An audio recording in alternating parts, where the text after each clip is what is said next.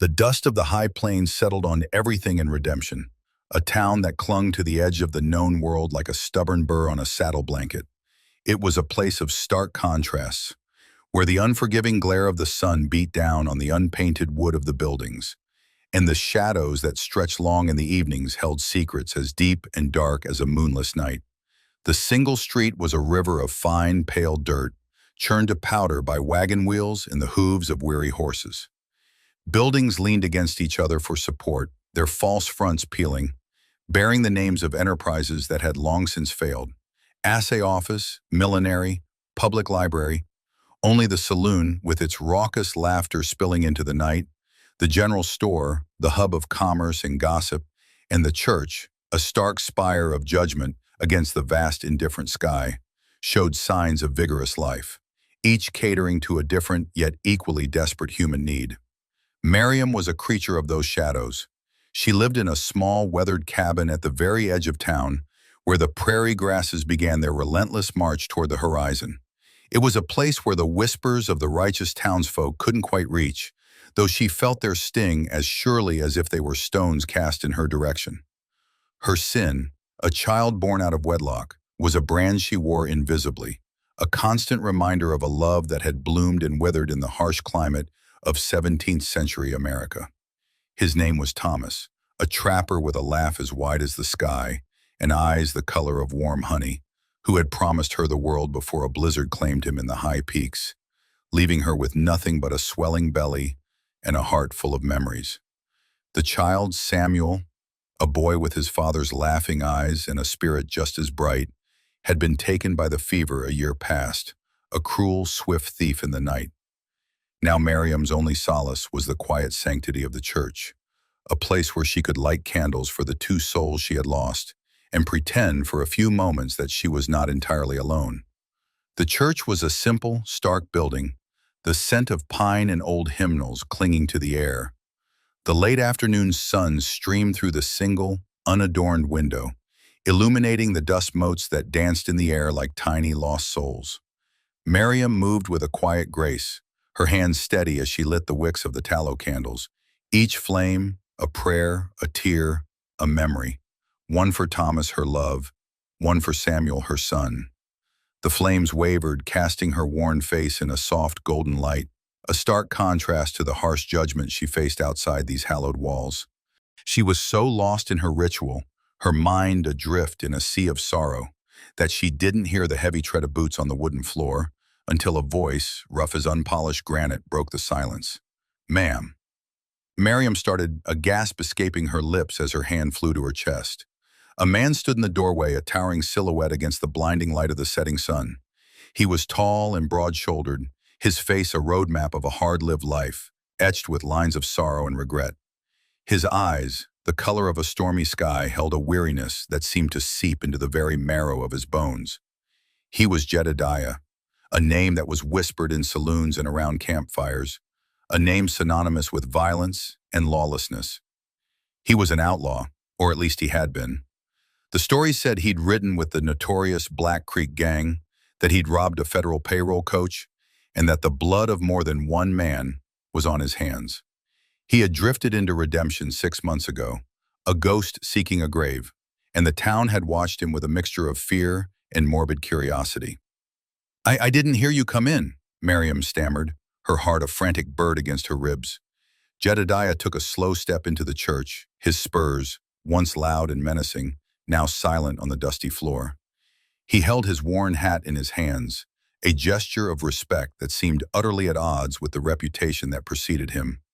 "I didn't mean to frighten you," he said, his voice softer now, a low rumble that vibrated through the still air. "I saw the light. I saw you." Miriam watched him, her initial fear slowly giving way to a cautious curiosity.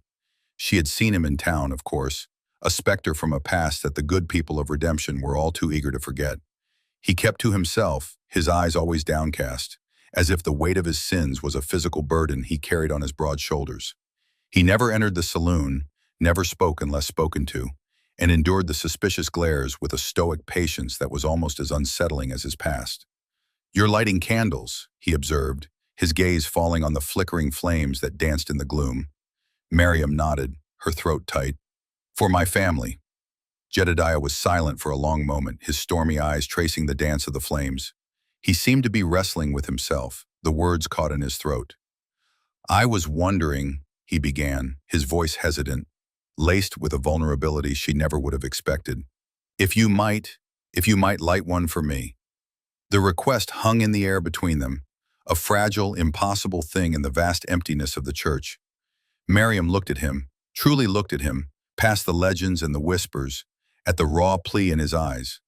She saw not an outlaw, but a man drowning in a sea of his own making, desperately searching for a lifeline. A soul like mine, he continued, his voice barely a whisper, the sounds swallowed by the cavernous silence. It needs all the prayers it can get. In that moment, Miriam saw a reflection of her own loneliness, her own yearning for a redemption that seemed forever out of reach. She who was judged for a single act of love, and he who was judged for a lifetime of violence. They were two sides of the same tarnished coin, both pariahs in a town that prided itself on its purity. I will, she said, her voice clear and steady, cutting through the shadows. I'll light a candle for you, Jedediah. A flicker of something that looked like hope, fragile and tentative, sparked in the depths of his stormy eyes. He gave her a small, grateful nod, a gesture that spoke volumes more than words ever could.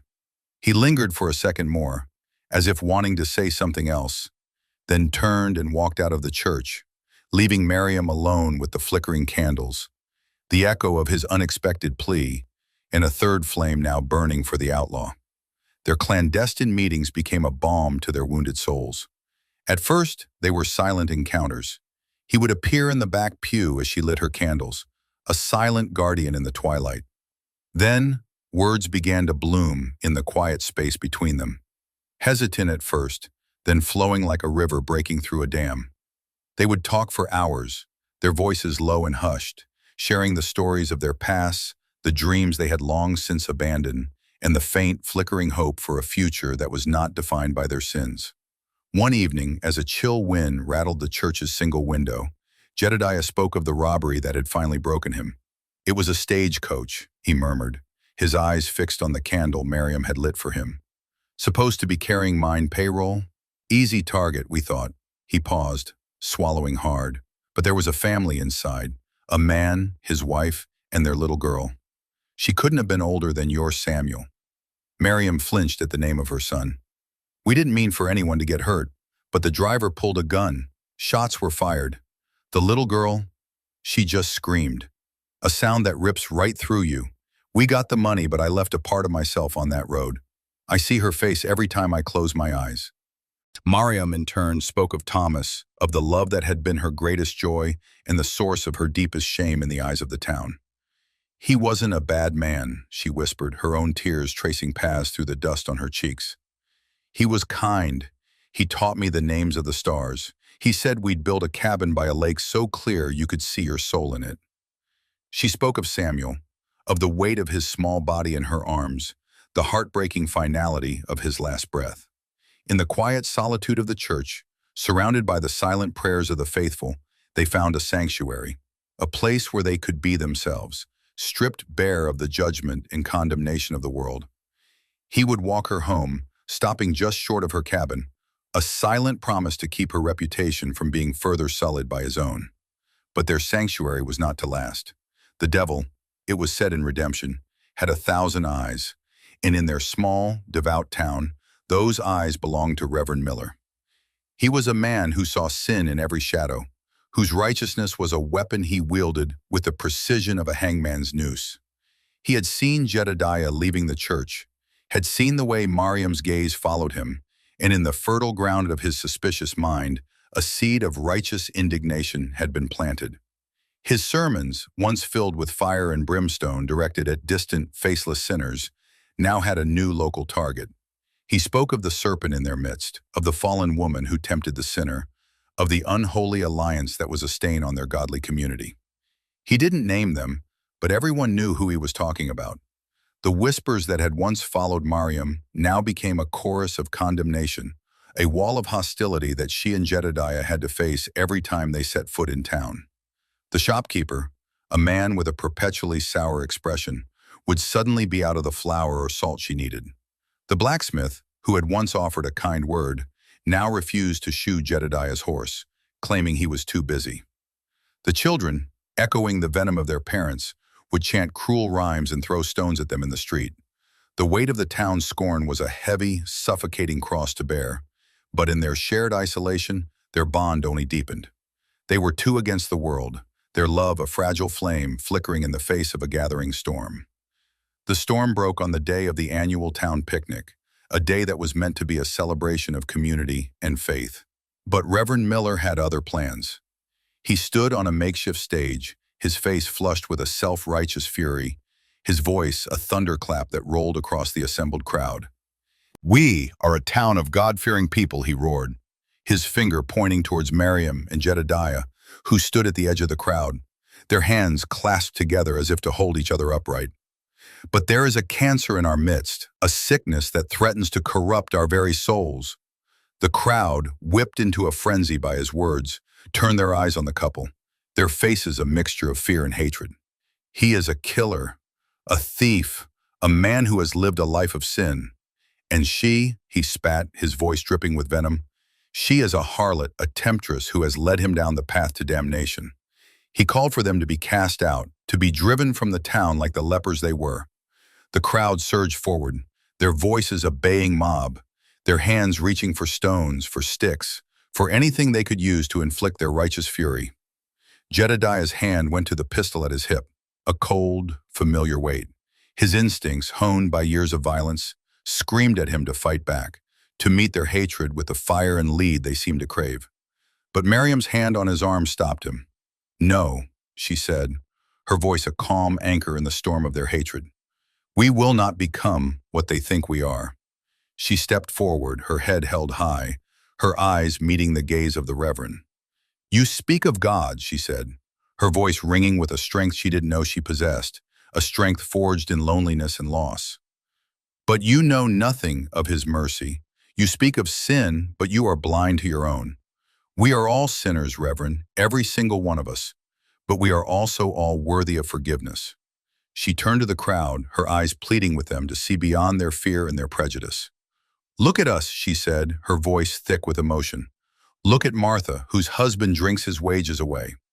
Look at Mr. Henderson, who cheats his customers at the store. Are their sins less than ours? We are not monsters. We are two people who have found a light in each other's darkness. Is that so wrong?"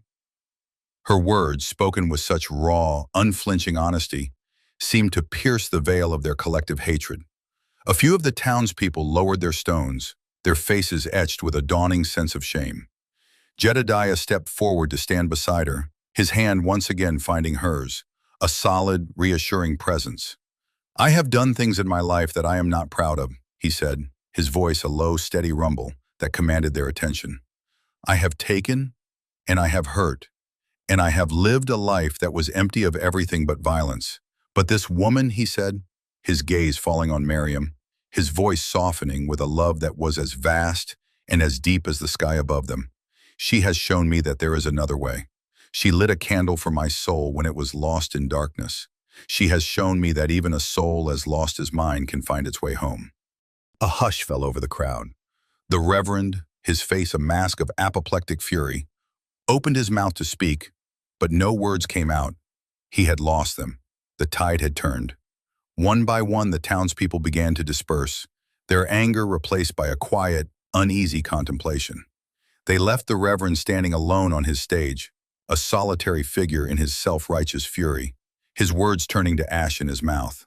Miriam and Jedediah did not stay in redemption. There was too much pain, too many memories etched into the dusty streets. They packed their meager belongings, a few clothes, a cast-iron skillet, and the stubs of 3 candles. As they saddled their horses, the blacksmith's wife came out, her face averted, and pressed a warm loaf of bread into Miriam's hands. It was a small gesture, but it was enough. They rode out of town, not as outcasts, but as two people who had faced down their demons and the demons of others, and had emerged, scarred but not broken, into the dawn of a new day. They rode west, towards the setting sun, towards a future that was as uncertain as it was vast. They didn't know what lay ahead, what new hardships or judgments they might face. But they knew they would face it together. Their love, a compass that would guide them through the wilderness. Their shared hope, a flame that would light their way through the darkest nights. They were two souls who had found redemption, not in the hollow piety of a town, but in the quiet, unwavering grace of each other's love. And as they disappeared over the horizon, a single, unified silhouette against the painted sky, they left behind a town that was a little less certain of its righteousness, a little more open to the possibility of grace, a little closer to the true meaning of redemption.